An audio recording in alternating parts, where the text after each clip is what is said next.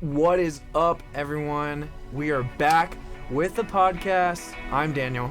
I'm Aidan. And if you cannot see, behind us is the Artemis 2 launch happening right now.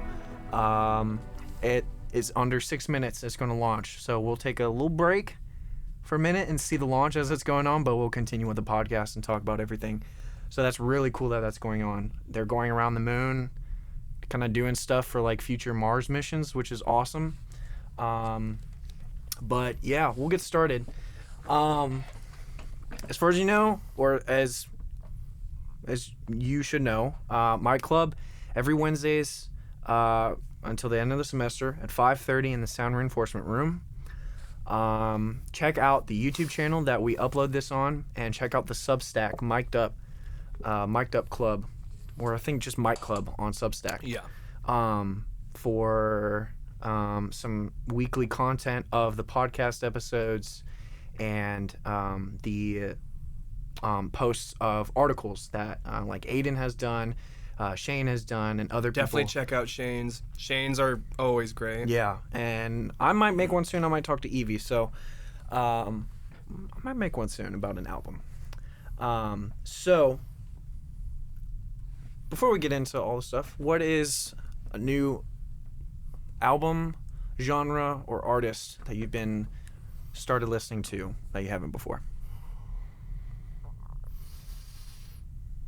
That's what I'm trying to think on that. I feel like I'm such a creature of habit that I definitely stick to kind of like the same sort of like groupings of like records and stuff like that. But I think I've definitely been diving into more like instrumental, like soundtrack stuff, like Ludwig Göransson. Mm-hmm. He's done the one of my like favorite movies, like just movies period. Yeah. The Creed movies with Michael B. Jordan. Mm-hmm. And he's done the soundtrack and like the score for the first two. They're phenomenal. Mm-hmm.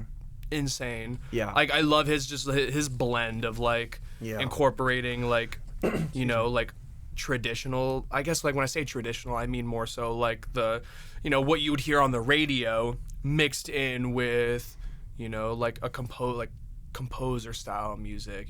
So like orchestras and strings and like trumpets and stuff like that. Yeah. You know what I mean? Mixing it in. Like one of the tracks on it is it's like an ASAP Rocky song, but it's got like again like trumpets and horns and it's just a steady build up, and it's amazing. I love the like progression of scores and like movie and TV show scores and video games as well, of like combining more orchestral classical instruments and adding digital technology and digital instruments and MIDI and incorporating all of that. It's so cool.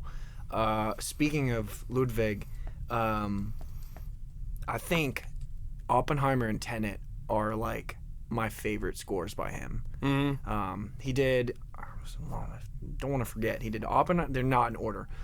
He did Oppenheimer, Tenet, I think both Black Panthers movies. I know he did the first one. Yeah. Definitely did the first one. First two Creed movies. He did the Boba Fett soundtrack. The score. Don't think about the Mandalorian though. Maybe. He might have done him. He might have. I think he did the Mandalorian. Yeah. And he did the Sinners score for Sinners, which I believe won an award as well at the Oscars. Good. As they should. And I think he's also working on right now, or probably already finished, the music for Christopher Nolan's movie The Odyssey. So that's coming in, I think, later this year. No, October? It's July. No, July. Oh, July. Okay. Yeah, it's the summer. Something else was on October. Cool. October is I think Avengers Doomsday and Dune. Wait, no, that's not October. That's December. Yeah, it's Dune and this Doomsday. year's stacked for movies. Oh yeah, so stacked. Majorly. And I'm so ready. Oh, it's gonna be crazy. Now we've got. I was gonna say, should we take the break now? We're gonna take a little break. we'll get back on the podcast and kind of speed things up in a little bit. But Yeah. I'm going to take a little break and watch the launch of the Artemis 2 in a minute.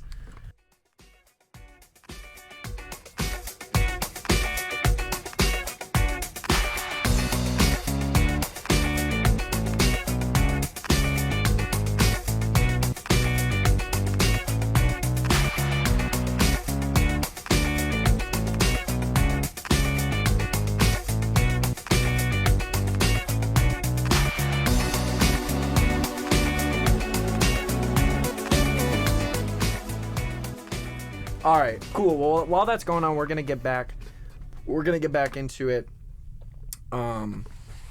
So first thing, Sylina and I had talked about it a while ago, but big thing like happening in the music industry is streaming payouts. So I have on here written kind of like a summary of what's been going on. Is basically the music streaming industry is facing mounting criticism over unfair payouts, AI-driven fraud, and policies that disadvantage smaller artists, prompting calls for greater transparency and higher compensation across platforms like Spotify, Apple Music, Tidal, and TikTok. This major AI-driven fraud case exposed how bot-generated streams diverted millions from legitimate artists, while platforms like Spotify continue facing backlash over policies that limit earnings for smaller creators, such as its 1,000 stream royalty threshold. And despite reporting record industry payouts, critics argue most artists still earn very little per stream, especially compared to higher paying platforms like Apple Music and Tidal. Meanwhile, TikTok is revising its payment model, and advocacy groups are pushing legislation to guarantee fair wages, highlighting a broader industry push for transparency and equitable compensation. So, I'm not too well versed. Yeah, I was gonna say neither am I. But when I was, searching some stuff, this was one of the big things. And like I said, Sylina and I talked about it a few weeks ago. About there was all this I don't think it was Ticketmaster or something else, like a bunch of other platforms. Wow, what a shot. Oh, that might be, I don't know. A bunch of other platforms and websites. There was just like something not wrong with selling tickets, and the prices were really high, and I think like they're just really high, and fans weren't able to get tickets, and it was just like really unfair, I think. So I wasn't too well versed in it. But seems like here, the biggest thing is this AI-driven fraud case. It says exposed how bot-generated streams diverted millions from legitimate artists. So we don't like AI. No, we don't. We can use ChatGPT for stuff and get ideas, just like in music. But I think it can be like I definitely think it can be a tool, but I also think it's like a tool in the sense of like I'm using a step stool to get to the top shelf. Exactly. Shouldn't be the main driving force of whatever you're doing and whatever's going on. Yeah, use it sparingly. Like, and even then, like I would say, like when I say like use it, I mean like, yeah, I don't know. I don't know if I would use it either. It feels weird. It just feels disingenuous. I feel like if I'm gonna do something, it's gonna be me that does it. Like I don't want anything to be like anything like that to be like associated with it. Yeah.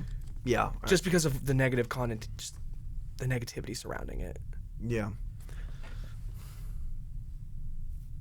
Oh, cool. Wow. This new shot right here.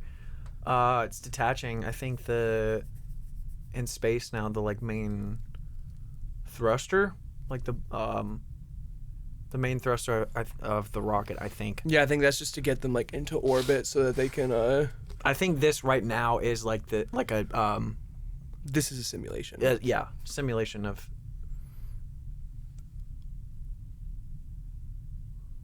That's so cool. Is that dot was the rocket? Oh yeah, like what? Just falling back to the. or something. Yeah, this part is a simulation, so it's showing like what exactly goes on with detaching and what is actually like, falling back to Earth and staying in orbit, and what is needed to actually go to the moon and come back. You know what? So cool. Since it's here, why don't we talk about the question I'm sure everyone's thinking. What's your moon playlist? You're getting sent to the moon. You're going to be gone for a week and a half. Let's limit it to like, we'll say like 3 records, 3 or 4 albums. What are you bringing? I think definitely from the start at Ignition, just starting at Ignition and traveling all the way through the atmosphere. I want something epic. I want something, because you're shaking in there, you're lift off and you're going in through the atmosphere, and it's just so much is going on, and it's like, yeah, we're going to space.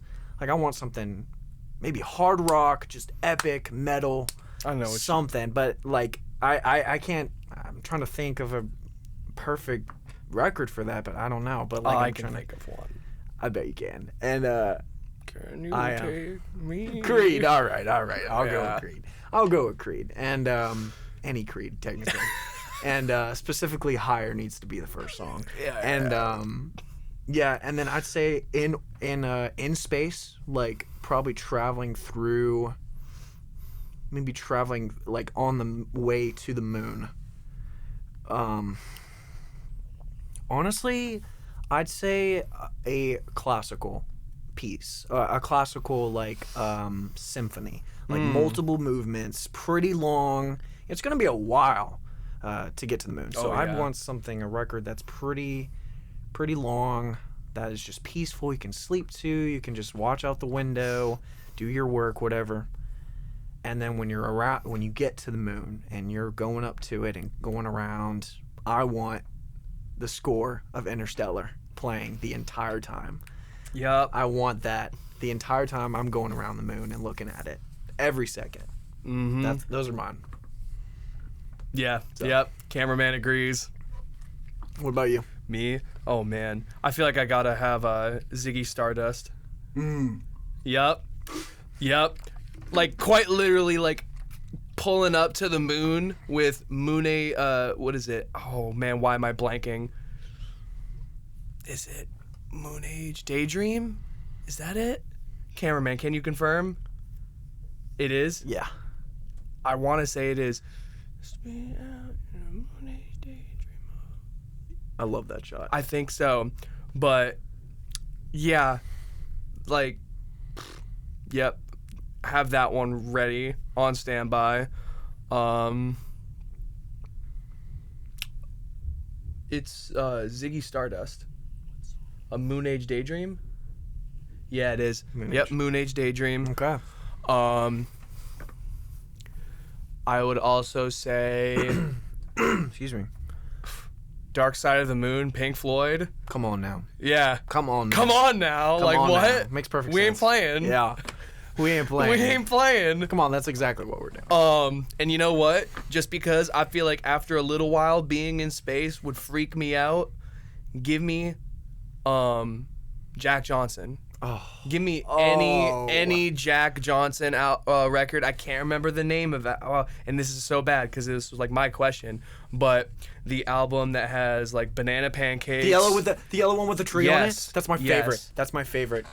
I grew up with that. Yep. You put that on if I'm like, in space, like starting to freak out a little bit. Ball knowledge. Yeah, that's what I'm saying. Like, and I feel like he's known for like, almost like incorporating like nature sounds in there. You know what I mean? So if I come across like a song and he's just playing the guitar, but I can hear like rain in the background. It make you feel at home, man. Yeah. You're not at home. Grounded. Oh, I love that. Mm-hmm. Really nice. Bro, he has been on that record today. Cameraman says his record would be Loveless by My Bloody Valentine would be. Project Hail Mary score. Project Hail Mary score. I need to go see that, but I've heard it's amazing. Nice. All right, cool. Next topic is the political use of music. So this is a more serious, but still very, very controversial that's been going on. So basically, between 2024 and this year, the political use of music has sparked widespread controversy, with numerous artists taking legal action or publicly opposing politicians, especially Donald Trump, for unauthorized use of their songs. High-profile disputes include lawsuits and objections from artists like Isaac Hayes' Estate, The White Stripes, ABBA, Celine Dion, Foo Fighters, Beyonce, Eddie Grant, Kesha, and Radiohead, reflecting a broader push by musicians to protect their rights and control how their work is used politically. This period has also seen increased use of legal tools like lawsuits and DMCA takedowns, alongside industry-wide advocacy efforts urging campaigns to seek permission, all while highlighting concerns that political divisions are undermining music's traditionally unifying role.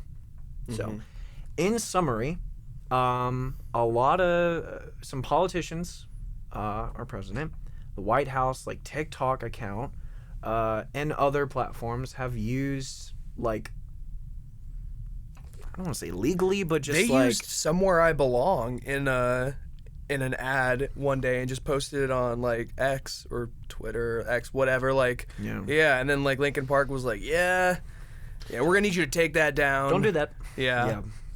It was the same thing with I have different examples. Aerosmith, like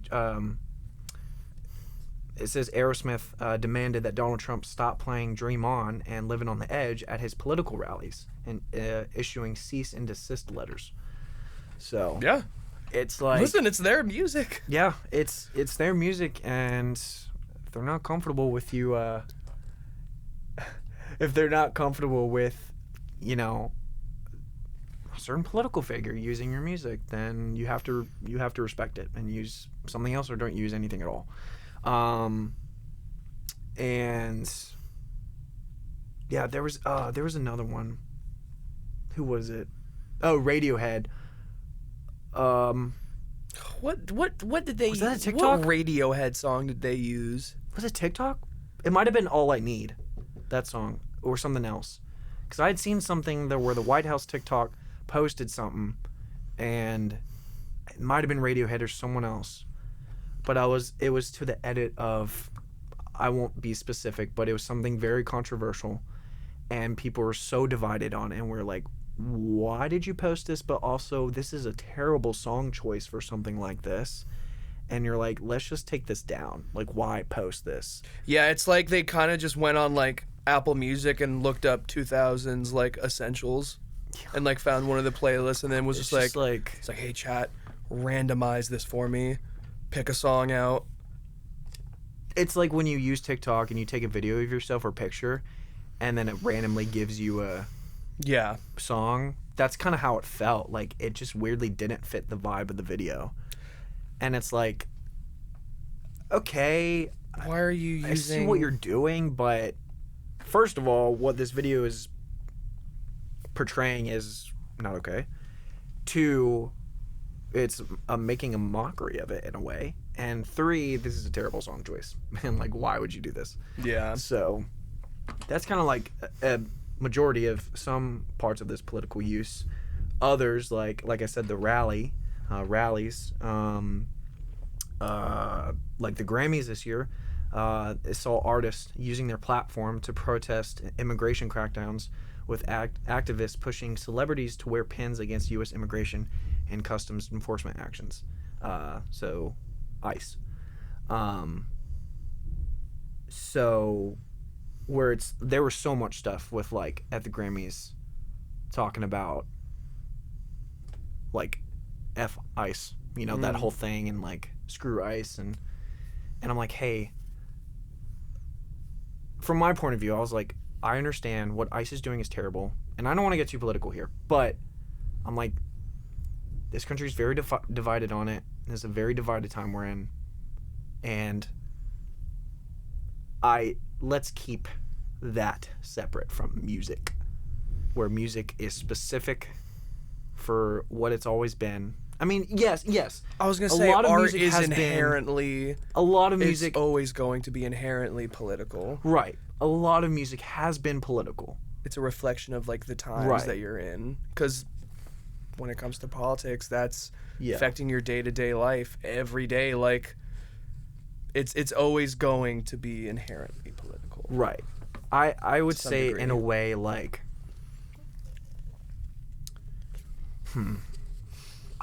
for me, I would want to make music on it rather than giving a speech on it at the Grammys, if that makes sense. Like if my speech about it is making a song and writing a story, lyrics about it. And that's what people do, and I appreciate that, and I love listening to that, and I feel like that would be my route if I was a mainstream artist. Yeah. If it were you, yeah. Right. So, yeah. Politics. Still simulation. Cool. Is there anything that you would like to bring up, like anything you have talking about, before we get into the last kind of topic?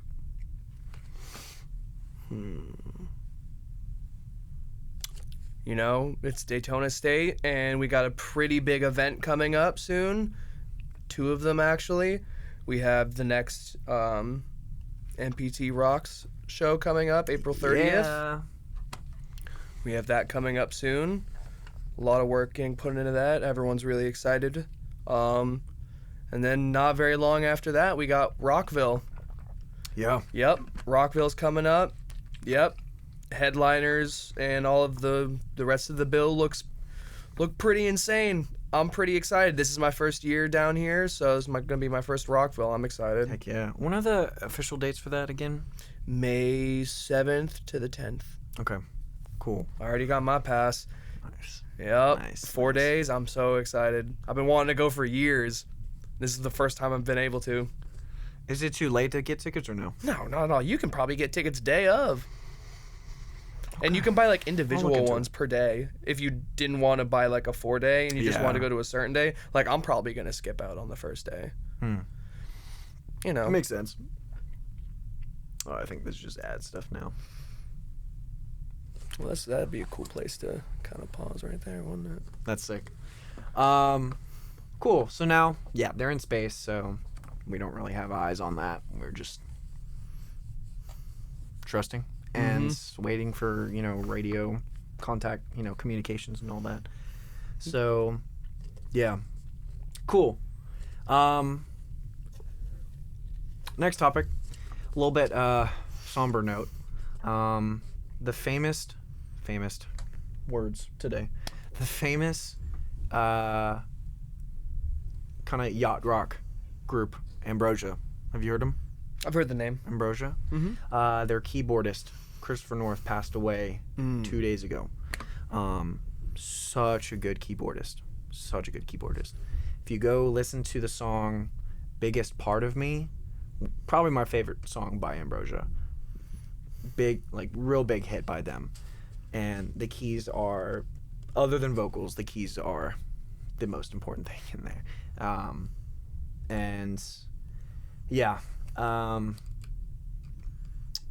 So he's best known for some Billboard Hot 100 top 5 hits, including "How Much I Feel," "Biggest Part of Me," and "You're the Only Woman." So they the Ambrosia group on Facebook said, they announced saying, "Fans of Ambrosia, we honor the legendary life and career of our dearest family member Christopher North, dubbed the Hammond the Hammond B3 King." It's a dope nickname. I totally thought you were gonna say the Hammond beef. That's what it sounded like. I was like, what? The Hammond B3 King, right on. whose sonic architecture defined a generation of progressive soft rock. A founding member since 1970, he was a keyboard wizard who brought an unmatched intensity and emotional depth to every performance, they wrote. We will always remember Christopher for his fiery, intense stage presence, a legacy that began when he was first discovered playing in a dimly lit room, his organ topped with a bottle of wine. Even as he faced health challenges in recent years, including a brave and successful battle with throat cancer, his spirit remained tied to the music and the fans he loved. And so this next part is about just kind of background of like their music. Like their debut, 1976's Somewhere I've Never Traveled towed the line between layered Beach Boys-like vocal harmonies, rock floors, and gentle melodies, peaking at number 79 on the Billboard 200.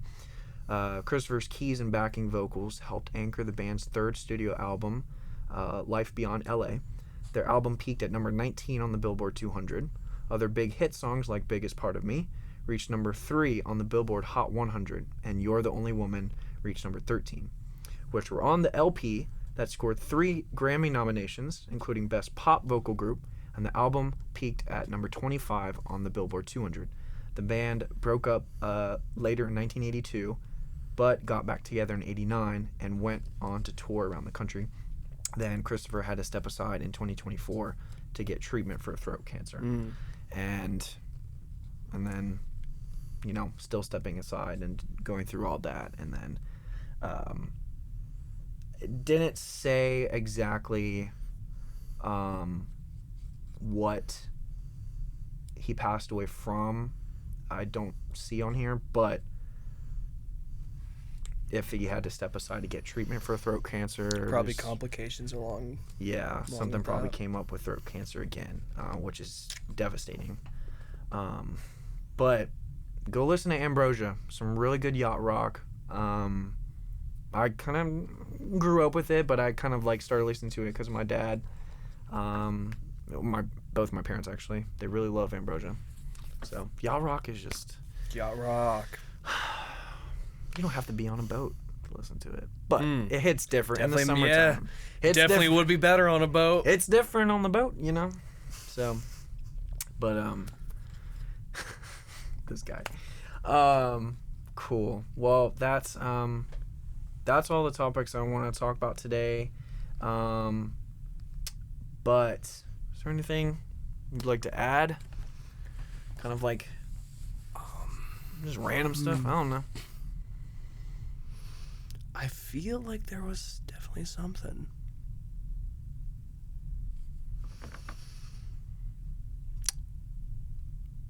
All right, you know what? This is another fun one that I feel like, you'll have fun with this one. Okay. All right. I'm ready. You're putting together, a band. Okay. All right. Dead or alive. Who are you choosing to put together this band? You know what I mean? Like, yeah. All time. Who am I choosing to put together the band? Like who's in the band? Like doing what? You know what I mean? And Right. you can do like as many like some bands have like a lead rhythm guitarist or like whatever. But yeah, you gotta come up with that. That's a great question. Mm-hmm. Oh man. Put in the comments of your answers too. Yeah, if you yeah. like on the YouTube. Put in the comments. Ooh. God, Okay. If I name people or like bands and I don't know their names of the instrumentalists, you gotta help me out. Yeah, I'll tell you. Man, I'm gonna start with vocals. I think for a male lead, because I probably want like a male and a female lead. I want Steve Perry. From Journey? From Journey. Yup. Probably the greatest male singer ever, in my opinion. He's definitely up there. He's In my definitely up. opinion. Yeah, But yeah. he's one of the strongest and For sure. consistent male singers. Oh, yeah. To hit those high notes, whoo, Yeah. whoo. I can't do it. Not me. So I can try, but it'll be falsetto. So. Yeah. Female lead.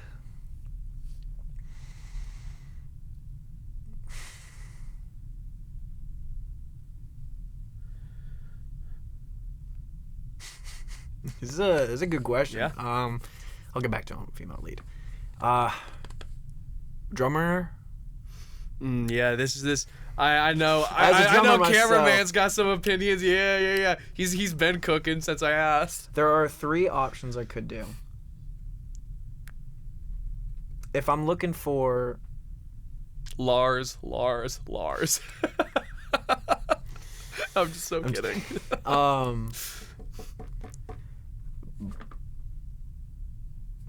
Honestly, I'd bring back Buddy Rich.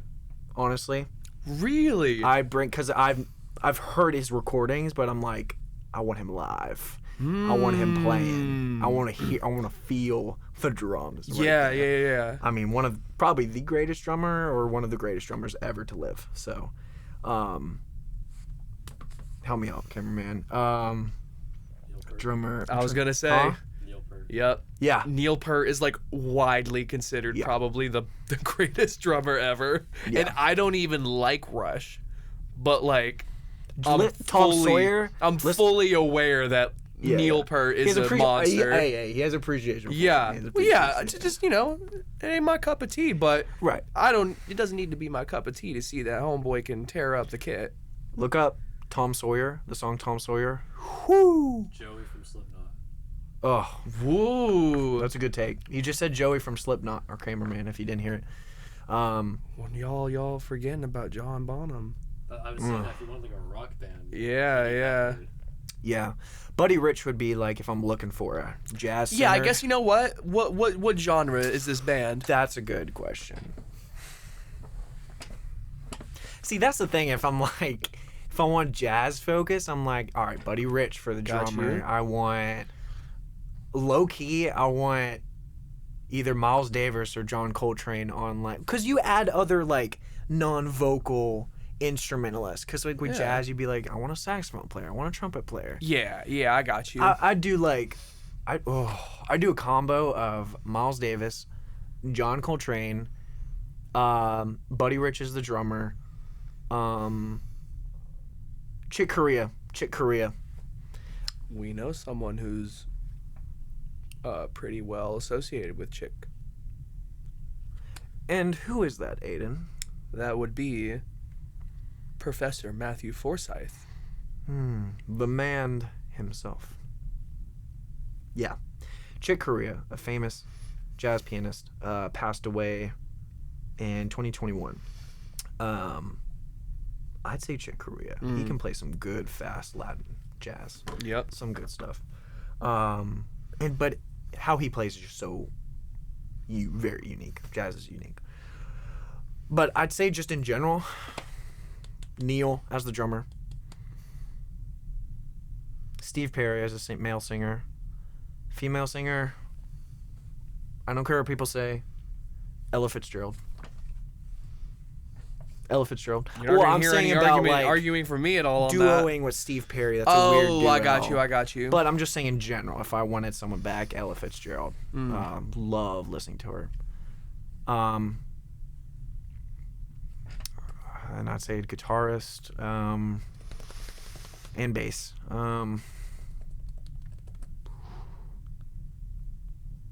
What did Nicely say? What was that guy's name that those two guys, the guitarist that last week that came by, they played with two legends basically. They like studied under them. Oh yeah, Who were Chet those Atkins? legends? Chet Atkins and Well, Bruce no. Bruce was something. his name, but we're talking about the people that the two legends. Dude. Yeah, the two guys that they studied under. It was Chet Atkins and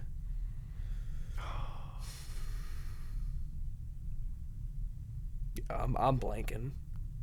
But I'm forgetting on the name. But the guy who's literally played, that soul guy who's played like guitar on like Michael Jackson's tracks.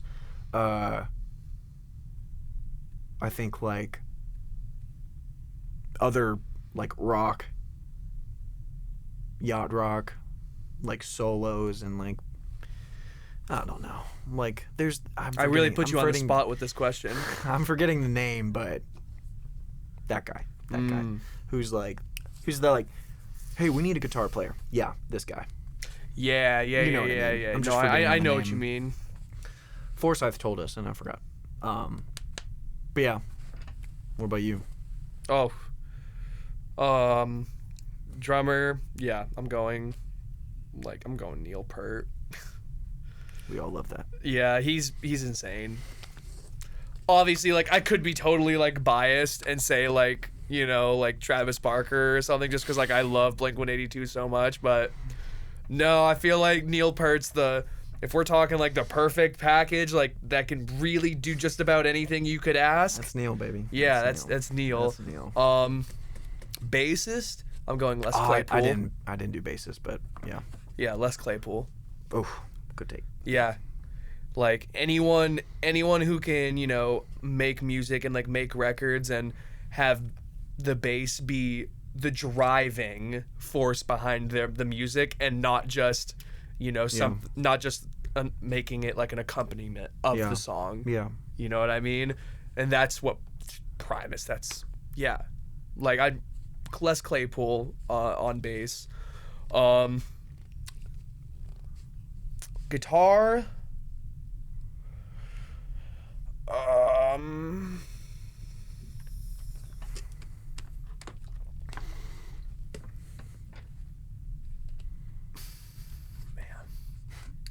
yeah, that's really hard. Cause I really could. I could go like so many different directions. Yeah, this is a tough question because it's like you're picking from so many genres. Yeah, of people. Because I said Ella Fitzgerald and Steve Perry, two completely different. Yeah, no, exactly. But it's like, yeah, I mean, two of my favorite singers in general. But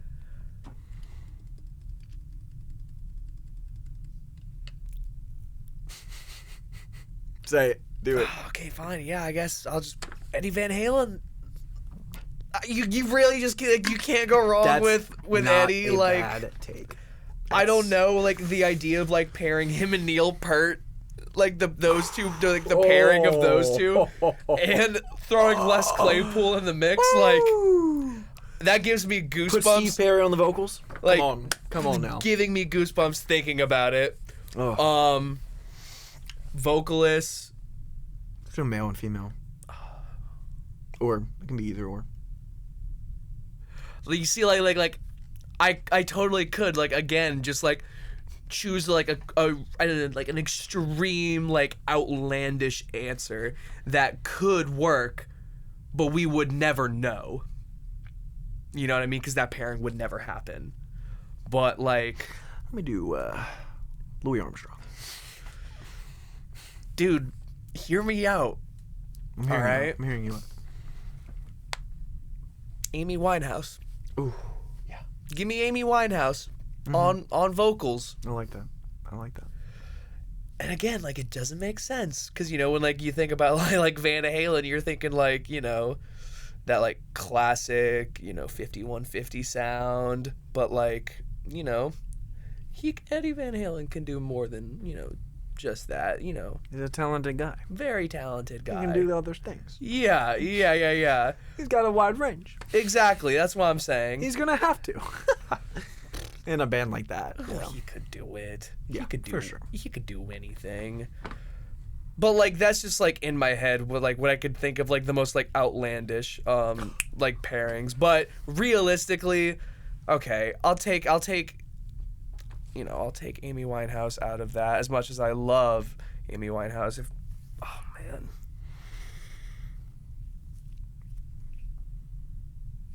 Hayley Williams. Oh. Nice. Oh, such a good. Hayley Williams. It took me a minute. I was like, Hayley, okay, yeah. Yeah, Paramore. I'm forgetting the name, Owen. The drummer of Red Hot Chili Peppers. Chad Smith. Oh, yeah. That's another drummer I'd pick. All day. After Neil? Honestly, like... Chad Smith, all day. Aside from... Josh Dunn. I can't remember who's the name of the lead singer for the... Andy... Peppers? Yeah, Andy... Circus. No, definitely not. Kidding. I completely forgot about John Frusciante. I have a computer. I could just do that. I got it. Oh, he's got it. Anthony Kiedis. Yeah, like, I don't know. Like, I definitely wouldn't put him in there for like vocals. I don't know. I love Hayley Williams. Yeah, I think I like really had to think about it, but yeah, no, Hayley Williams. We were talking about Paramore earlier, and I was like, power. Oof. Yeah, like if you listen, because I was saying it earlier that like if you were to start from the beginning of Paramore's discography and then you just kept going, the sound is completely different, and it's not bad, and it's not, doesn't feel like it's phoned in. You know what I mean? Yeah. Oh no, she's great. So I got guitar, bass, drums. I guess I could probably use 2 guitarists. So I got Eddie Van Halen, and he'll obviously do lead. Imagine sticking him on rhythm. Get out of here. Rhythm.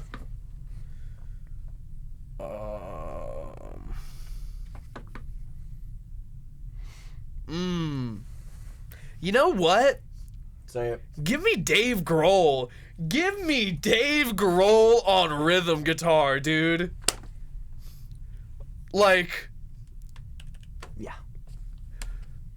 he don't need to be lead. He doesn't need to sing. Like, just get Dave up there, put a guitar in his hand, and he'll just go crazy.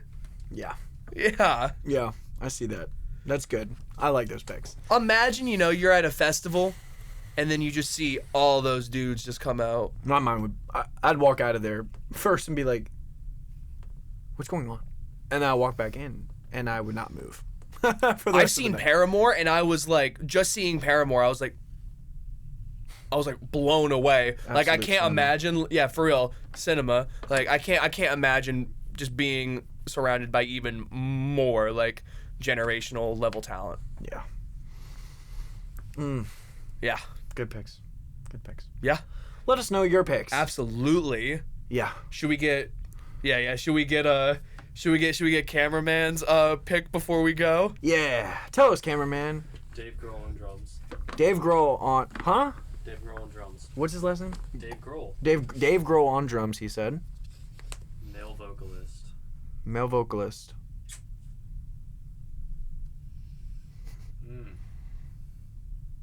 Jeff Buckley. Jeff Buckley. Oh. Yep. Jeff Buckley on male vocalist. All Cameraman knows ball. Single vocalist or just male, and then you have a female. Lead male. Okay, lead male Lead vocalist. female, Judith Hill. Judith Hill. Oh yeah, nice. This genre is probably like singer-songwriter, upbeat. Maybe. I see that. Yeah, Nice. yeah. Judith Hill, female vocalist. Dave Lead. Grohl wouldn't be like singer-songwriter vibes though. No, he totally could be though. Like, have you? It's I was gonna possible. say like Nirvana's done He like. can play with like the wooden. Bro, they did hot MTV rods. Unplugged. Yeah. It's Yeah. chill.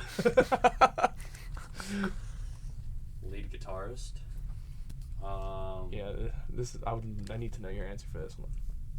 The Pink Floyd guitarist. Like, who did guitar? The- Who did the Comfortably Numb solo? You're talking about the David Gilmour, right? Gilmore. Yeah. Yeah.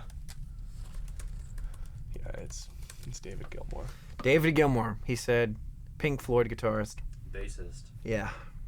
I don't know that many bass players, to be honest.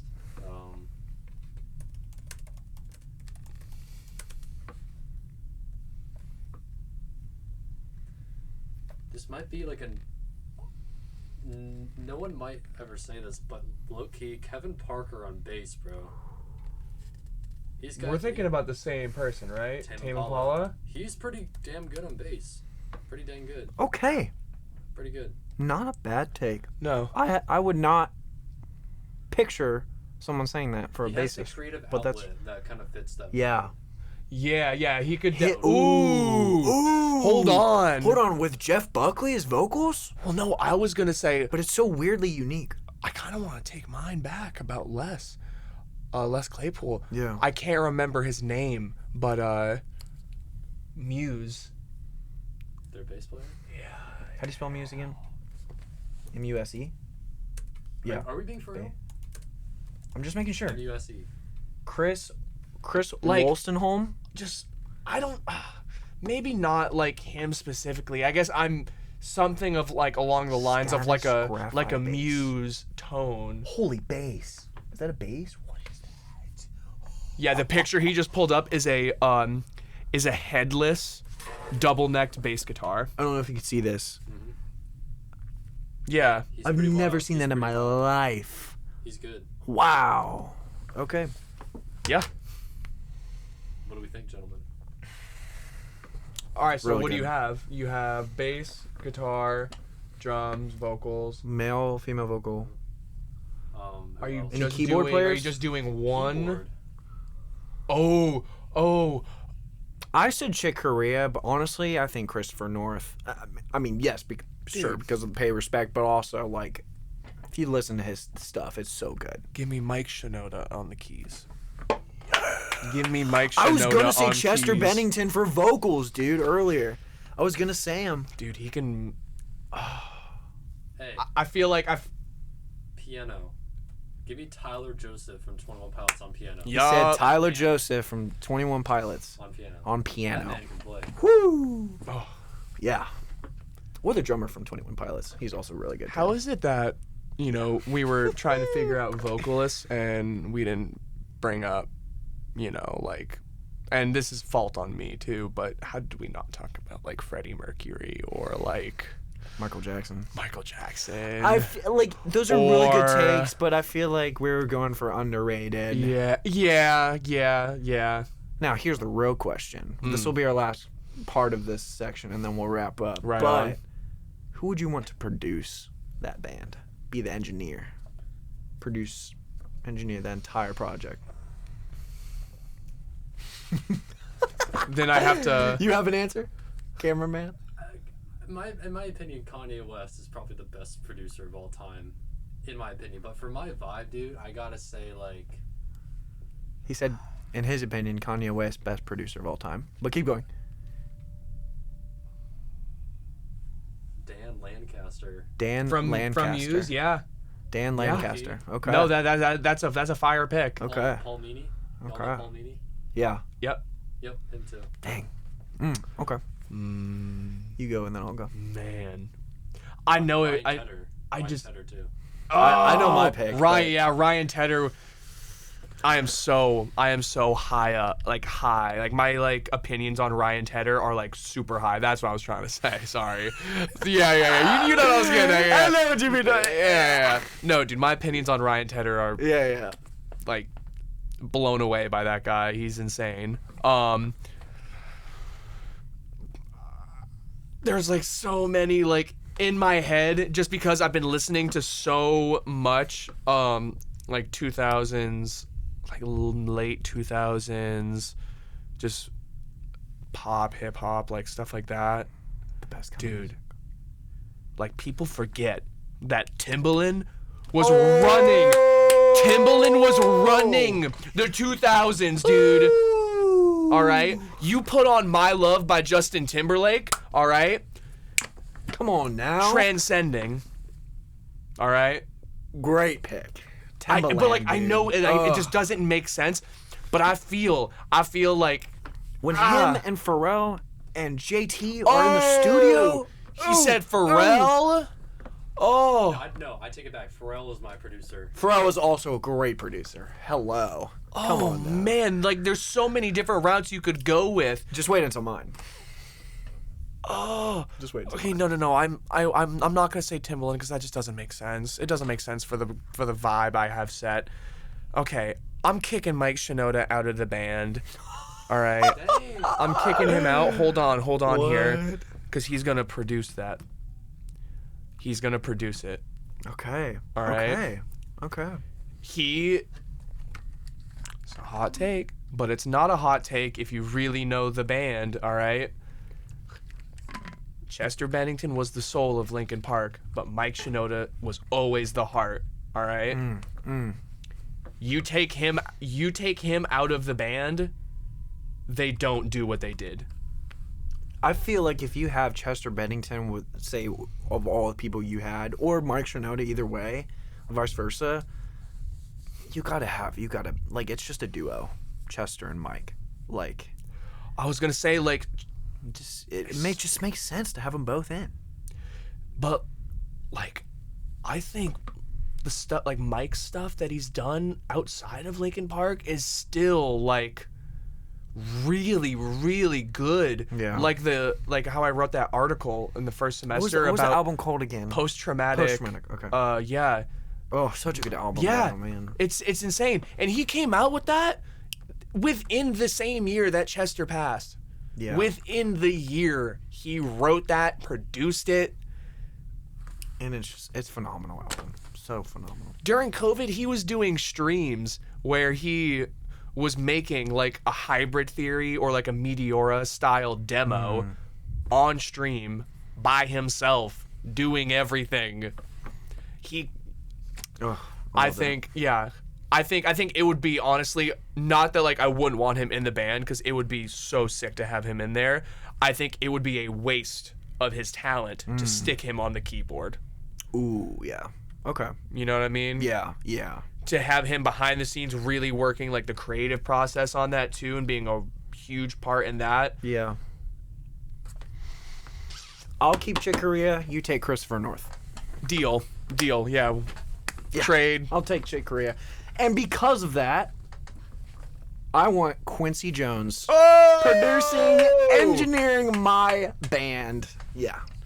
I think just the Michael Jackson stuff just makes total sense. But look at Quincy's history, and after Michael Jackson's albums and stuff, it's just like, who doesn't want Quincy Jones? Yeah. I mean, there are plenty of other if you listen to just give him any genre, he'll make it work.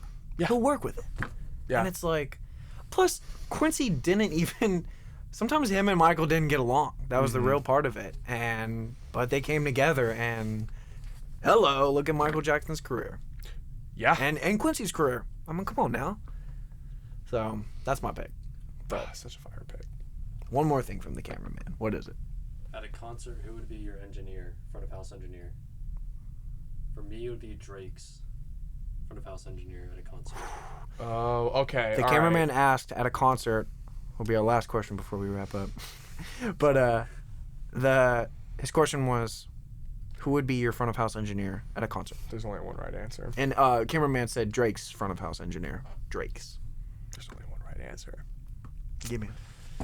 For the real ones that know out there, Matt Forsyth. Matt Forsyth, baby. Get him behind the console right now. Hear me out. I want Matthew Forsyth being my front of house engineer. I want Nicely being the manager. Yup. And part of the helping out with a little bit of marketing, but mainly the manager, the boss, the director, anything that role, that leader role. And I want Professor Vico handling marketing, sales, merch, and equipment needs, instrument needs. I'm blanking on stuff right now, but anything that's not already handled, I want my professor doing it. That's how much trust and faith we have in our professors, because they're awesome. Shout out to them. Yeah. So if you see them, give them a big hug. But if they don't want to do that, that's perfectly okay. Give them a little handshake. So, yeah, those are our picks. Great picks. So that's all we have for today. Longer podcast because of the Artemis, but that was also so cool to watch. We'll be back in a couple weeks to do another episode, but next week will be a Substack article. I don't know who's doing it yet, but they're always great. They're always great, and we'll have that soon. Cool. As well, send us any ideas in the comments or in person if you see us, or text us if you have our numbers or anything, or Instagram. Text us, whatever. Let us know if you have any ideas or topics you want to talk about. We can try and have. We don't have so much more time until the end of the semester, but I think we got maybe 2 more episodes, maybe 2 or 3 more episodes until the end of this semester. But let us know if you have any ideas or topics you want to talk about, and we will happily talk about it, or maybe get some people. We might have Vico on here one day. We've had Eric on here. We might get either Professor Forsyth or Professor Vico if he's down. So that would be pretty dope, and we will let y'all know. But until next time. We will see you and have a wonderful rest of your week. Peace. Peace.